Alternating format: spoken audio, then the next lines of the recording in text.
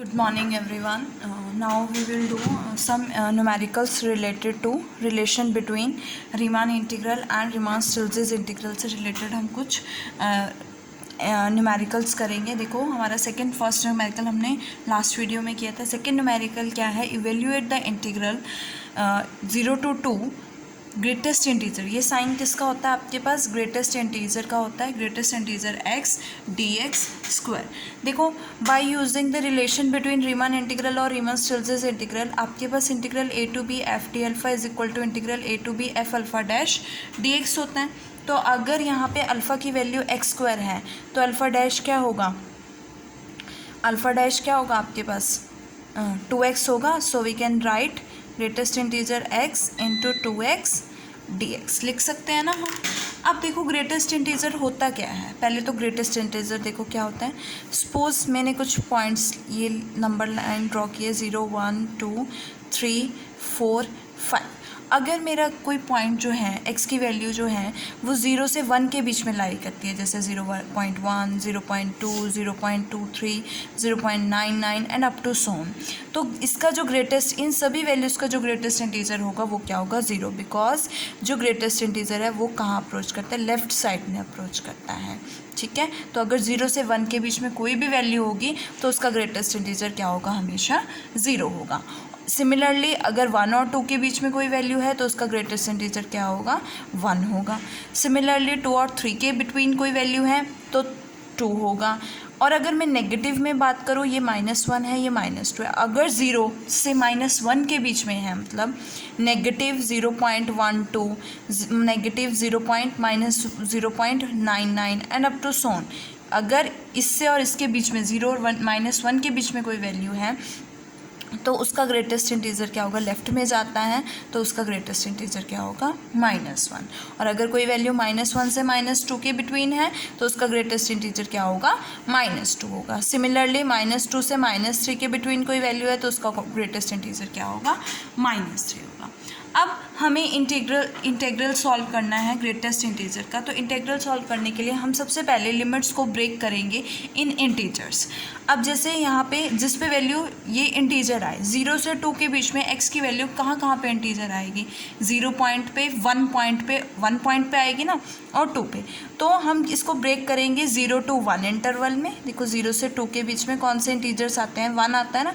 तो कहाँ ब्रेक करेंगे? 0 से 1 और देन 1 to 2 में. तो ब्रेक करो इसे. 0 से 1 greatest integer x 2x dx plus 1 to 2 greatest integer x 2x dx. Now अगर सबसे पहले हमें इंटीग्रल फाइंड आउट करने से पहले ग्रेटेस्ट इंटीजर की वैल्यू फाइंड आउट करनी है. तो ग्रेटेस्ट इंटीजर की वैल्यू क्या होगी? अगर मैं इस ग्रेटेस्ट इंटीजर की बात करूँ तो इसकी वैल्यू क्या होगी? 0 होगी ना. सो वी राइट हेयर इसकी वैल्यू क्या आएगी? 0 और 0 की इंटीग्रेशन क्या बनेगी? 0 बनेगी. दैट इज़ 0 to 1 प्लस इसकी इस इंटीजर की वैल्यू क्या आएगी? 1. सो वी राइट हेयर यहाँ पे वैल्यू आएगी आपके पास 1 इंटू 2x dx. इसे सॉल्व करोगे आपके पास क्या आएगा? 2x स्क्वायर बाय 2 और यहाँ से 1 to 2 that is x square 1 to 2. Solve करोगे आपके पास 2 square minus 1 square that is 4 - 1 is equals to 3. ये इस इंटीग्रल की वैल्यू होगी. Okay, clear. नाउ नेक्स्ट हमारा जो न्यूमेरिकल है वो क्या है? Evaluate integral 0 to x d. अब ग्रेटेस्ट इंटीजर आपका यहाँ पर है, ठीक है, d के साथ है. तो हमने इसके लिए क्या करना है? इसको राइट कर सकते हैं 0 to x 1 dot d greatest integer t. Apply integration by parts. अगर मैं इसको इंटीग्रेशन बाय पार्ट्स करूँ, इंटीग्रेटिंग बाय पार्ट्स, तो आपके पास ये u है, ये v है. So let us take u as it is and v की इंटीग्रेशन. यही फॉर्मूला है, ठीक है. और minus integral v as u की डिफ्रेंशिएशन, 1 की डिफ्रेंशिएशन 0 और u v as it is आएगा ये आपके पास. तो ये वैल्यू तो पूरी कंप्लीट 0 हो जाएगी. जो भी होगा ये इंटीग्रल दिस. यहाँ से ये वैल्यू कंप्लीट आपकी ज़ीरो है, तो बचा क्या आपके पास 0 to x d greatest integer t। इसकी इंटीग्रेशन क्या होगी, ग्रेटेस्ट इंटीजर क्या होगी, ग्रेटेस्ट इंटीजर t और लिमिट्स 0 to x। तो क्या सब्सटीट्यूट करोगे, एक बार greatest integer x minus zero, zero का तो ज़ीरो ही आएगा, that is x value. Answer क्या आएगा आपके पास, greatest integer x। Now next question है आपका, देखो integral 0 to 4 x into D x. Again इसको इंटीग्रेट करो by parts, integrating by parts क्या आएगा आपके पास, u as it is, x as it is, v की integration that is 0 to 4 d greatest integer minus integral 0 to 4 u की differentiation 1 और इसकी क्या होती है इंटीग्रेशन, तो इसकी इंटीग्रेशन डी एक्स की डी इंटीजर x के आपने इंटीग्रेशन फाइंड आउट करोगे तो क्या आएगा, यह आएगा ना ग्रेटेस्ट इंटीजर। अगर आप इसकी इंटीग्रेशन फाइंड आउट करते हो डी, तो इसकी इंटीग्रेशन क्या होगी, ग्रेटेस्ट इंटीजर x ही होगी ना, तो यहाँ से ग्रेटेस्ट इंटीजर x आएगा इंटू डी एक्स। अगेन यहाँ पे अब इसकी इंटीग्रेशन क्या होगी, ग्रेटेस्ट इंटीजर x होगा और ये लिमिट्स जाएंगी 0 to 4 माइनस अगेन, अब हमारे पास क्या आया, ग्रेटेस्ट इंटीजर x आया। जैसे मैंने बताया कि ग्रेटेस्ट इंटीजर x की इंटीग्रेशन करने के लिए हम इसे इंटीजर्स में ब्रेक करेंगे। अब यहाँ पे कौन कौन से इंटीजर्स है, 0 से आपके पास क्या है 4, 0 से 4 के बीच में कौन कौन से इंटीजर्स है 1 2 3, तो ये कितने इंटरवल्स में ब्रेक हो जाएगा 1 2 3 4 इंटरवल्स में, that is 0 to 1 greatest integer x D X plus 1 to 2 greatest integer x D X plus 2 to 3 greatest integer x D X plus integral 3 to 4 greatest integer x D x. Now सबसे पहले integration solve करने से पहले हम greatest integer की value find out करेंगे। तो आपके पास देखो यहाँ से क्या आएगा, ये तो 4 हो गया, 4 माइनस 0 दैट इज़ क्या आएगा, यहाँ पे क्या है 4 आएगा, ठीक है। तो इस पूरे पे लिमिट्स अप्लाई करोगे तो यहाँ से 4 4 16 ये तो बनेगा और ये 0 आ जाएगा।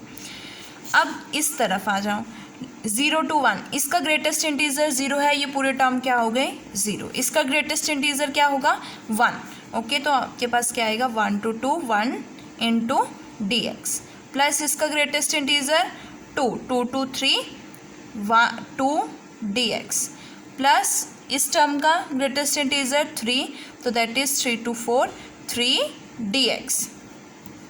यहाँ से आपके पास 16 वैल्यू आई है, माइनस इसको इंटीग्रेट करोगे आपके पास x 1 to 2 plus 2x 2 to 3 plus 3x 3 to 4 और 16 minus 2 minus 1 1 plus 3 minus 2 1 that is 2 plus 3 3 4 5 6 और 16 माइनस 6 आंसर क्या आएगा आपके पास 10 आएगा। Now our next question is, next question देखो आपके पास क्या है, question number 5, evaluate integral pi to 2 pi sine X D of cos X D alpha. Alpha क्या है यहाँ पे कॉस एक्स है और एफ ऑफ एक्स क्या है साइन एक्स है। So we write F of X is equals to sine X and alpha of X is equals to cos X और alpha dash of X derivative क्या होगा minus sine X होगा इसका derivative.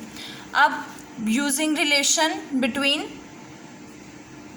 Riemann integral और Riemann Stieltjes integral, ये value क्या बनेगी sine X D of cos X क्या आएगा is equals to pi to 2 pi sine X और अल्फ़ा का derivative minus sine X in D X. ये क्या बनेगी minus integral pi to 2 pi sine square X. Sine square X के लिए 2 से मल्टीप्लाई और 2 से डिवाइड। 2 साइन स्क्वायर एक्स क्या होता है 1 माइनस कॉस 2x, तो यहाँ से 1 माइनस कॉस 2x dx आएगा।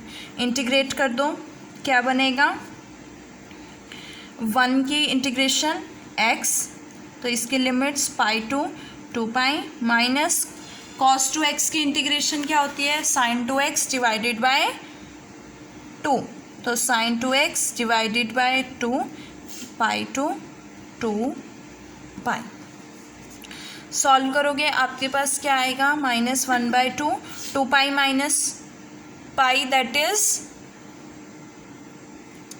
यहाँ से क्या वैल्यू आएगी आपके पास 2 पाई माइनस पाई, और यहाँ से sine 4 pi, as you know that sine n pi is equals to 0, तो 2 पाई के लिए 4 पाई के लिए भी 0 होगा और 2 पाई के लिए भी 0, तो ये टर्म 0 हो जाएगी। And we get -1/2 into pi, that is equals to -π/2।